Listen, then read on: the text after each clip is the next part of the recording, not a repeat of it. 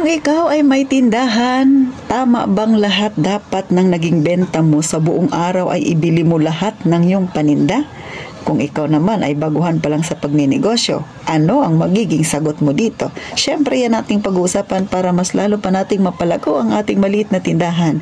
Ano pang inaantay mo? Huwag ka nang mahiya, mag-subscribe ka na sa Palawenyang Tindera dahil ang ating pagchichismisan ay kapaki-pakinabang. Kaya umpisa na natin ang real talk at masaya nating chismis.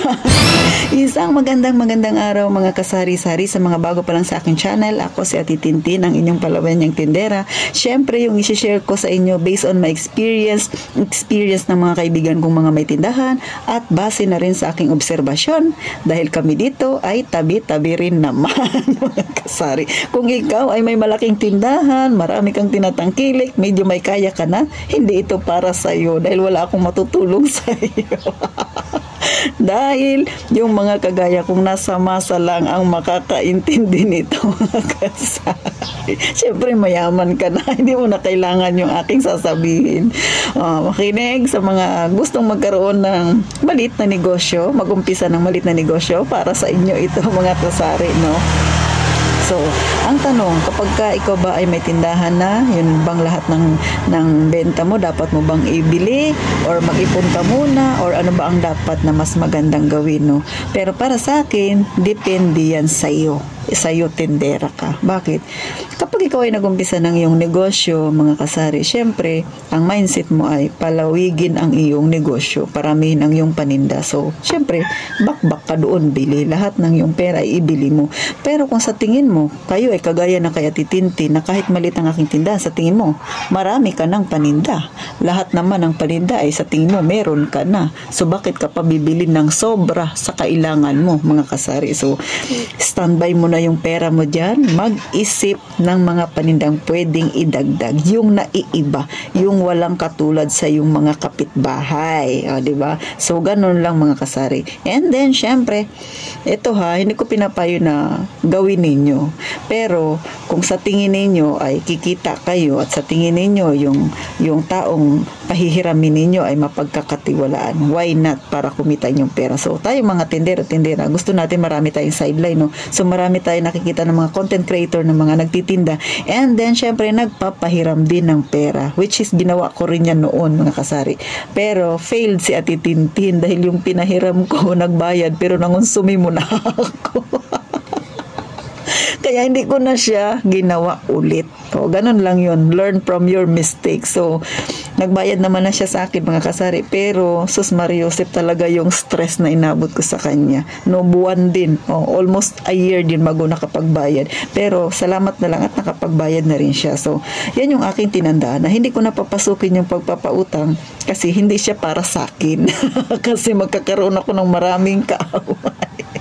So, hindi na ako nagpautang. Pero kung ikaw, sa tingin mo, ay mas kikita pa yung pera mo para mapalago mo, paikot-ikot, diba? Kaysa nandyan lang sa nahawak mo or nasa bangko, ay nasa sayo yan, mga kasari, no? So, hindi ko kayo sinasabi na tularan ninyo ako noon kasi baka mag-fail din kayo. Pero, alam naman natin, meron din namang nagsasucess sa ganyan. Meron talagang kumikita sa ganyan, no, mga kasari. Pero, alalahanin mo, kung tayo ay kumikita, meron din namang kalugihan yan. Pero, kayo yung magdidesisyon, mga kasari, no? So, gano'n lang naman kasi simple kung paano mo paikutin ang pera mo sa yung tindahan, no? Pero sa akin, tinigil ko na nga kasi nga na-stress ako ng halos a year yun, mga kasari. Pero sa akin naman, mga kasari, no, ang kagandahan naman, yung may pera na ako, syempre mas maigi na lang ipampuhunan mo sa GCash, di ba? Sa mga Maya na yan. So, wala bang katalo-talo. Bagamat sa Titintin, muntik naman ako din na nag-fail din kasi meron din naman akong experience din sa GCash na hindi maganda. Pero sabi nga nila, laban lang ng laban hanggang sa makakuha ka ng para sa iyo, 'di ba? So nalugi man ako minsan dahil nga na yung aking GCash ay nahack, pero bumangon sa Titintin. So ngayon kumikita na ako ng mas malaki ng konti. Kaya ganun lang ang buhay ng isang tindero-tindera. Hindi tayo pwede na huminto. Pwede kang magpahinga pero wag kang hihinto, wag kang titigil na mangarap. So yan ang ugali natin mga tindero-tindera. Sunod, mga kasari, no? Siyempre, iwasan mo rin yung magpautang. Oh, kasama yan sa tindahan talaga yung pagpapautang. Pero nasa sa inyo yan kung magpapautang kayo. Kung pautangin nyo naman, sa tingin niyo ay kikita kayo, good payer naman siya, why not? Diba? Kasi katulad sa akin mga kasari, no, yung borders namin dito, so sa mga datihan ng mga subscriber na titintin, alam na nila. So, umuutang siya sa akin, minsan 2,500, pinakamaliit, then 3,000. And then, syempre, nitong last nga, no, nitong August last, August 28, kasi every 28 yung sahod niya, 13 and 28 yung sahod niya. So, nagbayad siya sa akin ng 5,000. So, yung 5,000 na yun, yung 3,000 ay savings ko. Yung 2,000, ibinalik ko sa tindahan. O, diba? So, maganda din siya kapag nagpapautang ka doon sa mga taong sa tingin mo ay okay naman magbayad kasi may savings ka na kaagad mga kasari. So, ganun po. Nasa sa inyo yan, no? Ito ha, sinishare ko lang sa inyo yung kagandahan. O, diba? Nang meron kang tindahan. And then, syempre, doon sa kung dapat mo bang ibili lahat, ang pera mong hawak or standby muna. Pero sa akin, no, kung sa tingin ninyo may paggagamitan kayo ng pera na mas malaki yung tubo, why not? Katulad sa akin, no, so ako binibili ko siya pero hindi lahat. Kasi minsan mayroon akong mga item na napaka slow moving. So hindi ako magdadagdag ng paninda doon. Doon siya sa mga fast moving. Pero mayroon pa rin tayong pera na hawak, which is hawak ko lang siya kasi in case naman na mas malaki ang kailangan kong pera para sa aking GCash, so ginagamit ko rin siya mga kasari. Pero ito sa akin, no, nasa sa inyo yan kung gusto ninyong ibili. Pero sa mga nag-uumpisa pa lang sa tindahan, no, kailangan ibili ng ibili. Huwag mo nang babawasan kasi para makaikot siya. Pero yung bilihin ninyong paninda, yun yung mga fast moving. Pero kung kayo ay medyo matagal na katulad kay Titinti, no, so nung August 20, ako ay nag5 taon na sa pagtitinda. So hindi ko na siya lahat binibili kasi nga meron na ako. Halos kompleto na si Ate Tintin.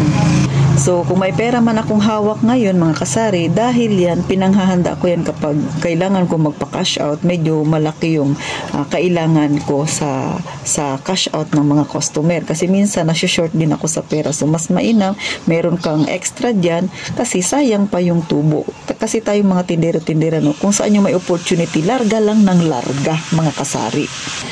Kaya kung tatanungin nyo ako na dapat bang ibili o hindi lahat ang pera ninyo na kita ninyo sa pagtitinda, nasa sa inyo yan mga kasari. Ang mahalaga na papaikot ninyo ng maayos yung inyong puhunan, yung inyong kinita. So sana may natutunan kayo mga kasari. Hanggang dito na lang sa Titintin. Magkita tayo sa susunod na aking video para may share ko pa sa inyo yung mga experience na Titintin na makatulong na lalo na sa mga nag-uumpisa pa lang ng kanilang tindahan. At gaya nga lang palagi kong sinasabi, mag-iingat tayong palagi mga kasari.